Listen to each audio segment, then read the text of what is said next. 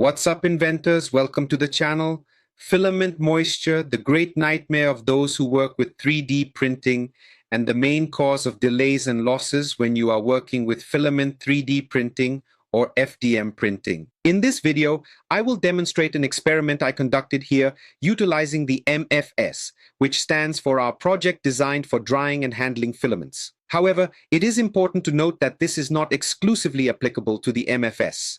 So, if you work with 3D printing, if you use 3D printing to make your projects and everything else, stay until the end of the video, because during this video, I'm going to show you the experiments I did with Creality's Hyper PLA so we can dry the filaments. And I'm going to give you some very important information about moisture in 3D printing filaments that will help you in your day-to-day, whether you use our little project here from MFS or not, all right? So stick around till the end and let's get creative.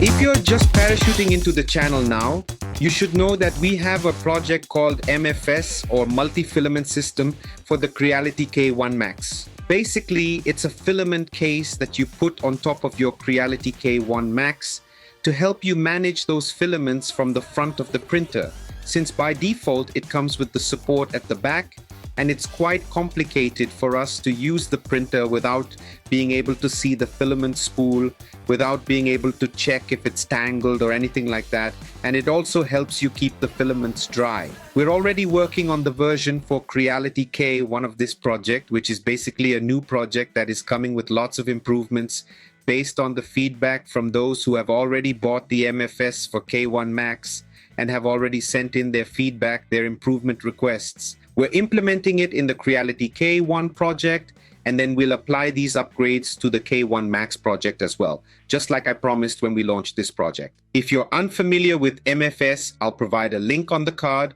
as well as in the description and pinned comment for you to watch and understand the MFS project. Today's topic is filament moisture.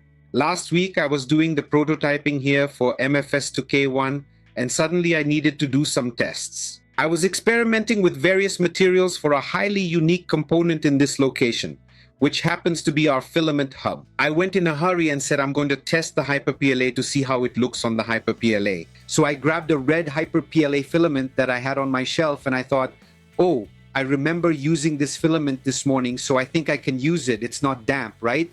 So I went there, grabbed it, and started printing. Surprise for me, it started printing with horrible quality because it was super damp. It had absorbed a lot of moisture. It was a filament that had been open on my shelf for a few days, and I didn't remember to put it in the bag. Actually, I thought it was already in the bag with silica gel. The interesting thing is that when I started printing it on the Creality K1 Max, during printing, I could see the difference in print quality in a way that I hadn't seen in any other filament that I'm using so far, because I always keep them in the bag and start printing on the MFS. The MFS keeps them dry throughout the day.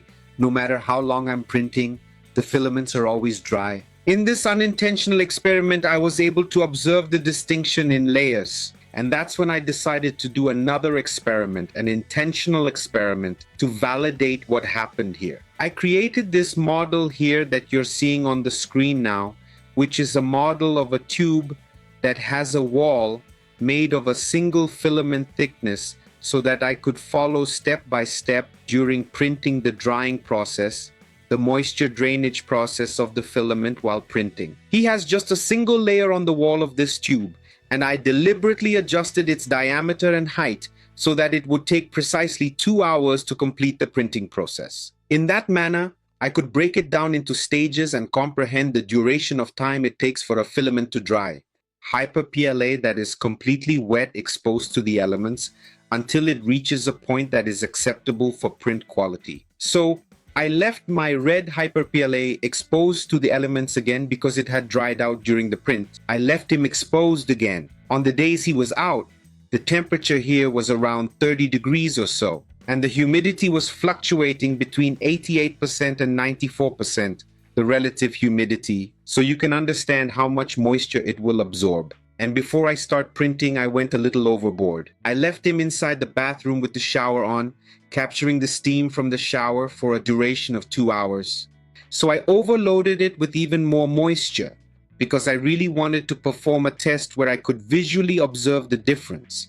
So I wanted to ensure that it was thoroughly loaded with moisture to determine the duration of extracting all the moisture. Remember that each plastic, PLA, ABS, polycarbonate, PETG, each plastic has a maximum level of saturation, of moisture absorption, but this maximum saturation level varies not only according to the plastic, but also varies according to the manufacturer. The reason is that the plastic we utilize in 3D printing is not pure. When you are printing PLA, for instance, particularly hyper PLA, which is this filament here from Creality or other brands that are designed, engineered, and tested for high-speed printing, it is not pure PLA as it contains additives to make it easier to handle and use in 3D printing processes, such as improving its handling and usability. So it's crucial for you to remember that apart from the variation in types of plastic, there are also additives that can have an impact on this rate of moisture absorption, all right? So my test was with Creality's Hyper PLA, trying to extract as much moisture from it as possible, from maximum saturation to minimum, to see how long it would take. In the test, I printed this tube. On the first tube I went to print, there was a tragedy. What occurred? Following 90 minutes of printing, a tangle materialized in the center of the filament. No, it's not a factory knot. I had already used this filament, and unfortunately, when I was putting it away, I ended up crossing the tip of the filament and it got all tangled up in the middle. But he didn't freeze the filament for an hour and a half. He only really stretched and locked the filament after 90 minutes of printing. Therefore, in the first test, he ended up not printing the last layer. However, as you can see in the K1 Max time-lapse, he kept the bed heated and pretended to be printing, but in reality, he was just grinding the filament in the extruder. Unfortunately, I wasn't there to witness it firsthand. I had set an alarm to remind me to come back to the printer to remove it, and it ended up going all the way. That is, for the purpose of checking the filament drying, this test remains valid. Why? Because the camera stayed hot, and he kept theoretically printing, and the hot air continued to pass through the filament in order to provide this drying process. So, first stage test, 2 hours of printing. When it was about 2 hours of printing, I waited for about 5 more minutes for the table to cool down a bit, removed it, and then immediately put the second tube to print. So, there were a total of 2 stages, each lasting 2 hours, amounting to a combined printing time of 4 hours. During these stages, I had the opportunity to extract pieces from the prints in order to analyze the rate at which the filament underwent dehydration. With the 2 printed tubes, I still needed to do another test. I needed to have a control test. What is my control test? Take that filament that was present in the printer, place it in a bag containing silica gel, a large amount of silica, extract all the air from it in order to place it in a vacuum, and leave it in the silica gel for a period of 24 hours in an attempt to remove as much moisture as possible. Afterward, print the tube again using this filament in order to have a control sample for comparison. In other words, obtain a completely dry filament that has been dehydrated using silica gel, and then compare its properties with the filament that was dried inside the MFS without any additional methods, solely utilizing the heat emitted by the printer's print bed as it passes through the filament. But like this last test, this control part, I didn't need to print the whole thing. I just printed a little part of it, and then I stopped the printing because it wouldn't change the filament's humidity rate if I let it print for 2 hours. What I really needed was the control piece. After that, I marked the tubes, put the divisions so I could understand how often that change of state occurred. Then I put markings there every 30 minutes for me to take as a parameter, and that's what we're going to do now. We're going to analyze the results of this experiment. Let's start with the worst of them, which is the first minute of printing, which is printing the base of that cylinder. And at the base, we are able to observe the moisture markings much more clearly, with greater clarity, more prominently than we can see in the lateral view of the print. If you pay attention to this image you're seeing on the screen right now, you'll notice these little round dots. I am in the process of creating this image from the microscope, all right? So that's why you're seeing this image so big with so many details. Why?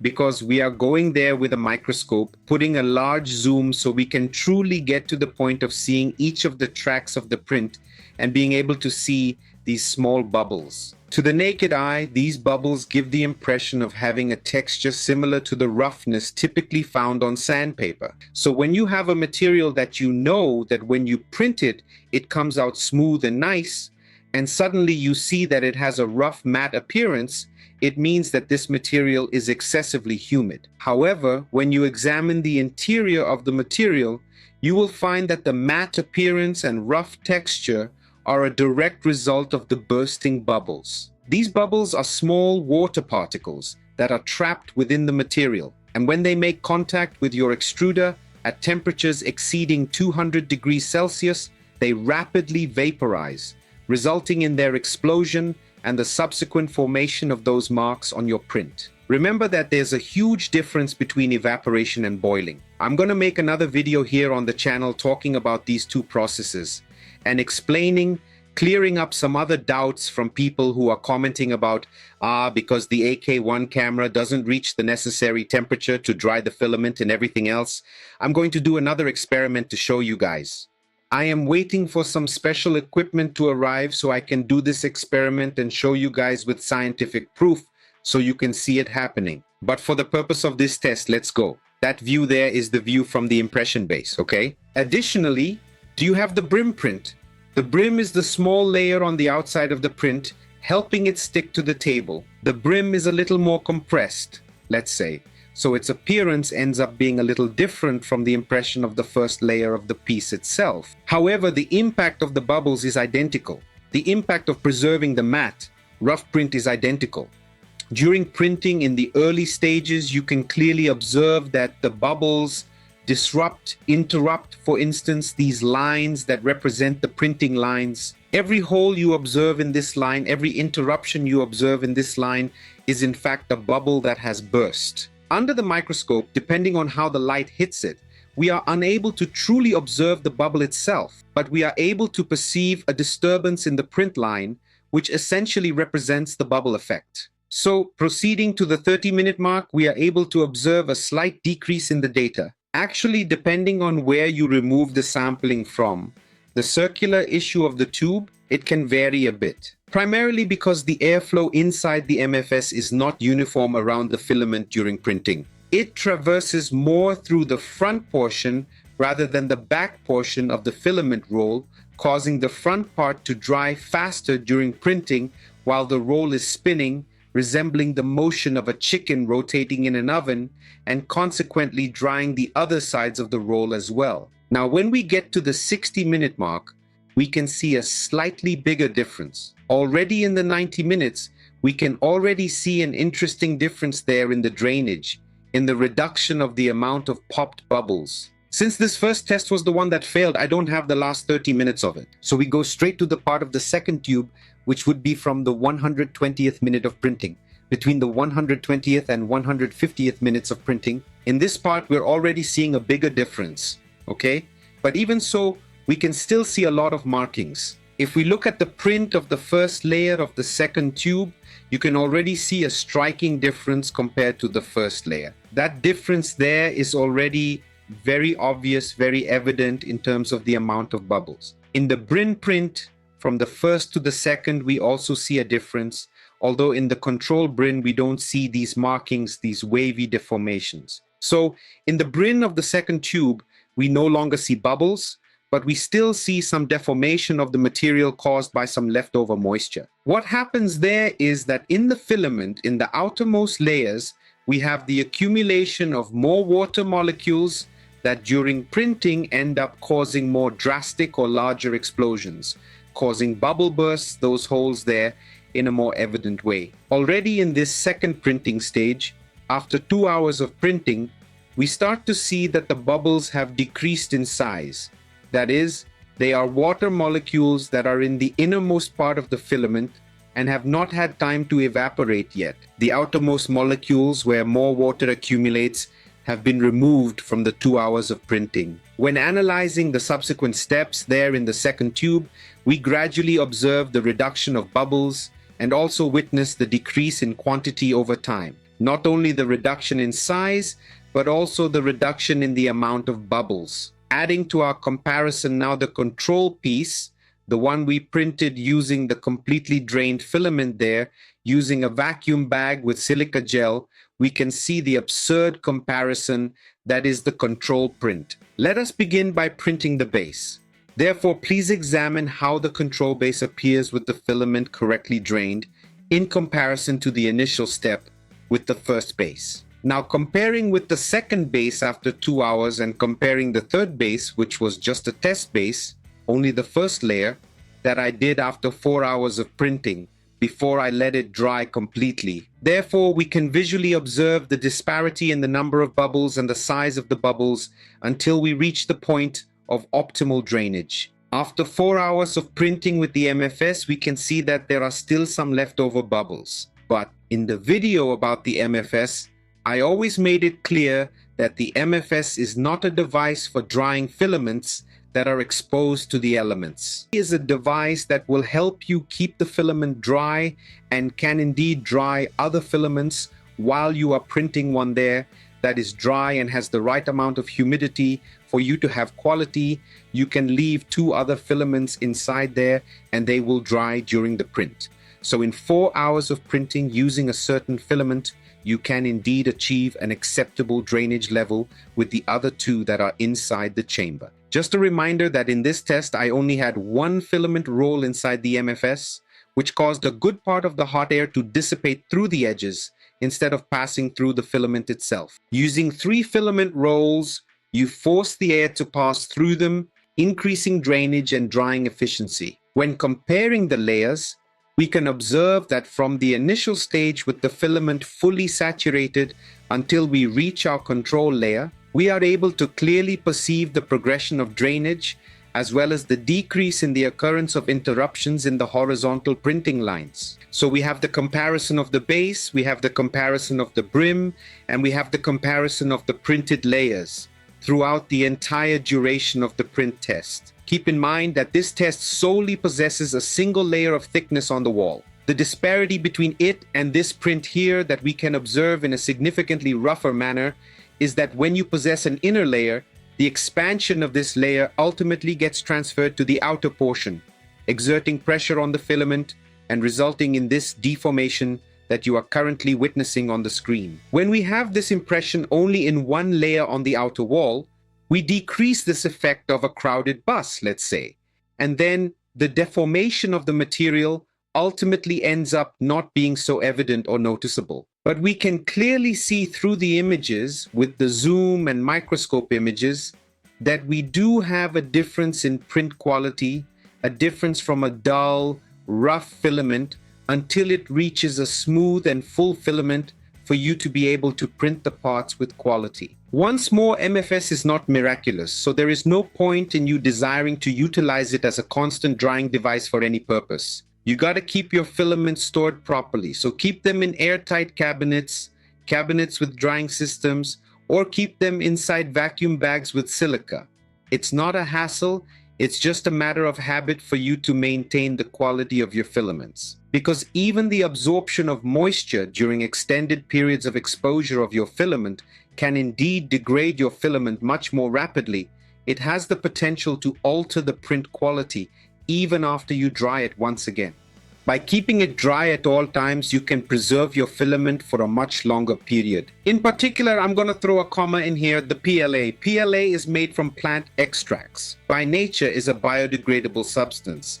And what is the most efficient way for you to biodegrade a substance? Exposing it to humidity. So if you keep it well stored and always dry, you have a filament that will last much longer and will maintain the same quality when you need it. If you're not subscribed to the channel yet, subscribe because soon the MFS for Creality K1 will be released, and it comes with a lot of news and many upgrades that the folks who bought MFS for K1 Max suggested, and I've been implementing in this version. The K1 Max project is going to receive these upgrades as well because I promised that I would keep these projects up to date. and I'm using them in my daily life, so I also want these upgrades. So if you want to know when the K1 project will be launched and you want to be there on the day so you can take advantage of the launch promotion, subscribe to this channel, hit the bell icon, and leave a like on this video to help spread this information to more people and help more people understand a little better how to preserve their filaments and achieve higher quality prints with less humidity. I'll be signing off now. Thanks for watching the video until the end, and see you next time. Let's keep on inventing.